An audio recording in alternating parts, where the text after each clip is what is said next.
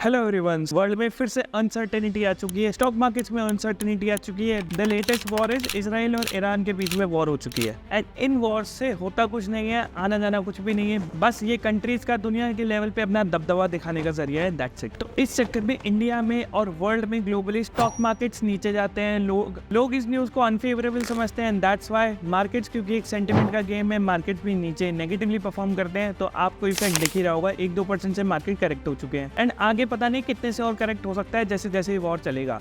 So as a sensible investor या वो इंसान जिसका डेली बेसिस पे मार्केट्स ट्रैक करने का काम नहीं है, जिसकी जॉब कुछ और है, पर इन ग्लोबल क्राइसिस के चक्कर में उसको भी अपने पैसे पे ध्यान देना पड़ता है, अपनी इन्वेस्टमेंट्स पे ध्यान देना पड़ता है, वो ऐसे म्यूचुअल फंड ढूंढना चाहता है जो कि वॉर प्रूफ हो।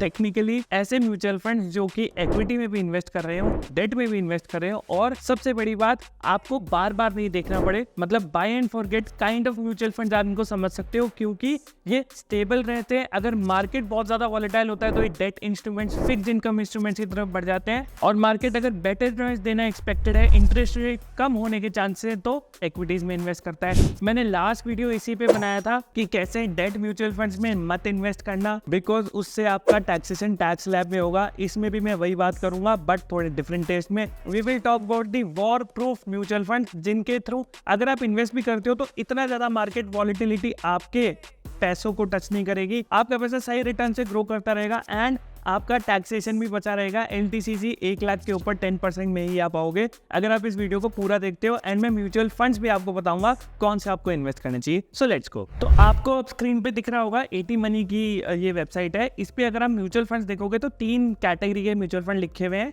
Equity mutual funds, debt mutual funds और हाइब्रिड म्यूचुअल फंड्स। अब इक्विटी म्यूचुअल फंड में देखोगे तो भाई साहब इतनी सारी चीज़ें, ये सब जानना मेरे लिए ज़रूरी है क्या? नहीं।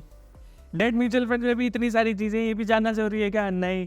और फिर हाइब्रिड म्यूचुअल फंड्स में भी इतनी सारी चीज़ें, थोड़ा सा जानना जरूरी है बिकॉज वीडियोस पे है, बट ओवरऑल नहीं।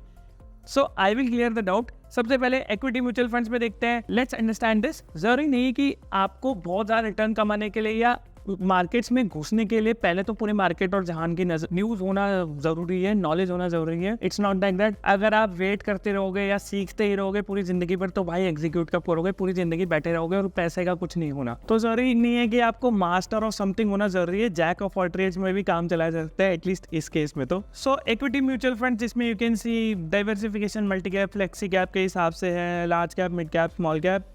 We are not going to talk about it because ये इक्विटी मार्केट्स में डील करते हैं तो इसमें रिस्क रहेगा। डेट म्यूचुअल फंड्स पूरे के पूरे डेट में इन्वेस्ट करते हैं, मतलब कॉर्पोरेट FDs खरीद ली, कंपनीज को लोन दे दिया, गवर्नमेंट की सिक्योरिटीज में इन्वेस्ट कर दिया। इनमें रिस्क बहुत कम है compare to equity markets and returns भी कम है। बट इसमें सबसे बड़ी प्रॉब्लम जो तीसरी चीज़ है वही है, इसमें प्रॉफिट्स आपके टैक्स्ड एट टैक्स स्लैब है, तो कोई मतलब ही नहीं है। अगर आप 10% मैक्स टू मैक्स इसमें कमा भी लेते हो तो भी 30% टैक्स स्लैब में आने की वजह से आपका 7% ही गेन हुआ, विच इज नॉट गुड। मतलब 7% तो ये गवर्नमेंट की सिक्योरिटीज दे देती है जो कि टैक्स फ्री होती है, तो फिर अगर वही कर लो अगर 7% ही कमाना है तो। Then there comes the third form of funds जो कि हाइब्रिड फंड्स है। अब इसमें जरूरी नहीं है कि सारे mutual funds are tax that let's say tax slab के हिसाब से या फिर LTCG 1 लाख के ऊपर 10% के हिसाब से।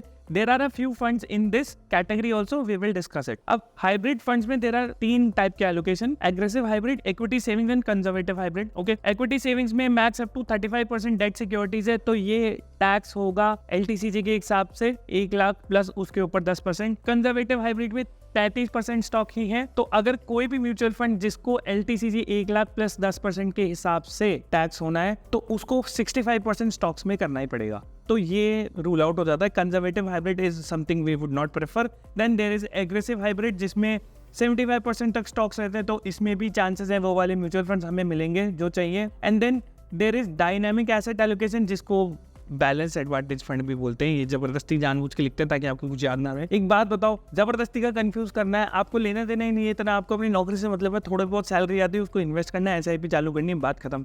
इतने क्या रायता फैलाना है। चलो फिर next is multi asset allocation जिसमें multiple assets. Okay, dynamic asset and multi asset के बीच में डिफरेंस मैं आपको बता देता हूँ। बैलेंस्ड एडवांटेज फंड जो कि डायनामिक एसेट है, इसमें कोई कैप नहीं होती इक्विटी और डेट में कितना % करना है। मल्टी एसेट के अंदर कैप होती है, 3 एसेट क्लासेस में इन्वेस्ट कर सकते हैं। फर्स्ट इक्विटी और डेट तो होना ही है, थर्ड गोल्ड या रियल एस्टेट भी हो सकता है, एंड मिनिमम 10% तो इनमें करना ही है। सो मल्टी एसेट एलोकेशन में भी 3 तरह के म्यूचुअल फंड्स होते हैं जो कि लगभग 65% तक एक्विटीज़ में करते हैं, 35 to 65 करते हैं और 35 से कम होते हैं। तो फिर 35 से 65 और 35 से कम वाले would not come into our category because we are preferring जो returns अच्छे थे and the same point of time tax slab पे tax ना हो, because उसमें फिर कुछ भी नहीं बचने वाला। So the two mutual funds that are better balanced advantage fund जो आप select कर सकते हो, I would actually recommend कि at least 3 साल का horizon लेके चलना। और अगर मैं average returns की बात करूँ जो balanced advantage fund का है, that is around 14%। मतलब 14 to 15-16% is a very good number। अगर आप इस टारगेट को लेके चलते हो, रिटर्न्स के टारगेट को, then your money will grow बहुत अच्छे से। So the 2 mutual fund that are good in this category are, एक तो टाटा का बैलेंस एडवांटेज म्यूचुअल फंड जिसका AUM है 6,400 करोड़ एंड 3 ईयर रिटर्न भी 17.79% है। इसका एक्सपेंस रेशियो भी 0.28% ही है। And the second good mutual fund is ICICI Prudential balance advantage mutual fund. So these are the 2 funds जो कि आपको देखने चाहिए in terms of you investing your money in this asset class. So balance advantage mutual fund तो एक हो गया जिसमें आप इन्वेस्ट कर सकते हो, वॉर या ऐसे क्राइसिस के टाइम पे आपका पैसा बहुत ज़्यादा नहीं डूबेगा और आपको ध्यान भी देने की ज़रूरत नहीं है कि मेरे पैसे का क्या हुआ, बिकॉज इसमें म्यूचुअल फंड मैनेजर अपने हिसाब से इक्विटी और डेट में कम ज़्यादा करता रहता है वॉर के। लेट्स से अभी का एग्जांपल ले लेते हैं, मान लो कि अभी इंटरेस्ट रेट बहुत ज़्यादा है बैंक की FDs की। सो म्यूचुअल फंड मैनेजर क्या करेगा कि वो इक्विटी में से पैसे निकाल के डेट में कर देगा, फिक्स्ड इनकम सिक्योरिटीज़ में, बिकॉज दिख रहा है कि आगे वॉर हो सकता है तो फिर चांसेस है इक्विटी मार्केट्स गिरेंगे, तो वो स्टेबिलिटी बनी रहेगी फंड में। एंड देन जैसे ही बैंक्स इंटरेस्ट रेट कम करते हैं तो वो पैसा निकाल के इक्विटी मार्केट्स में डाल देंगे, सो दैट इक्विटी मार्केट्स में ग्रो करने के ज़्यादा चांसेस है। सारा का सारा पार म्यूचुअल फंड मैनेजर के हाथों में है, तो एक बेटर रिटर्न आपको दे सकते हैं सिर्फ ये लिटिल मैन्यूवर से। So now let's talk about the multi-asset allocation mutual fund जो कि सेकेंड इस कैटेगरी में है। So this is the value research की website. You can see which multi-asset fund has what kind of equity allocation, तो आप देख सकते हो। So you can see as per this photo 30 to 35% equity allocation में 3 mutual fund ही है, and then above 65% में 6 mutual funds है, and fund of funds जो होते हैं उसमें बहुत सारे ऑप्शन है। तो फंड ऑफ फंड्स और 35 से 65% बीच के जो इक्विटी एलोकेशन के फंड्स है, आप देख सकते हो कि these will be taxed as per the tax slab. And long term में 20% with the benefit of indexation जो कि नहीं रहेगा या नहीं है इन द कमिंग ईयर्स, तो 20% ही है इस पे भी लॉन्ग टर्म कैपिटल गेन। सो 20% टैक्स लगेगा लॉन्ग टर्म कैपिटल गेन पे, और 65% से ऊपर है उसको वही 15% STCG एंड 1 लाख के ऊपर LTCG पे 10%। ये सब जो अबव 65% की कैटेगरी है। सो इस कैटेगरी में से ICICI Prudential multi asset fund and Nippon India multi asset fund आपको चूज करना चाहिए, बिकॉज इनका एक्सपेंस रेशियो भी कम है, अच्छा AUM है, एंड जो कि इन्होंने रिटर्न्स दिए वो भी कंसिस्टेंटली बीट करा है मार्केट को और उसके बेंचमार्क को।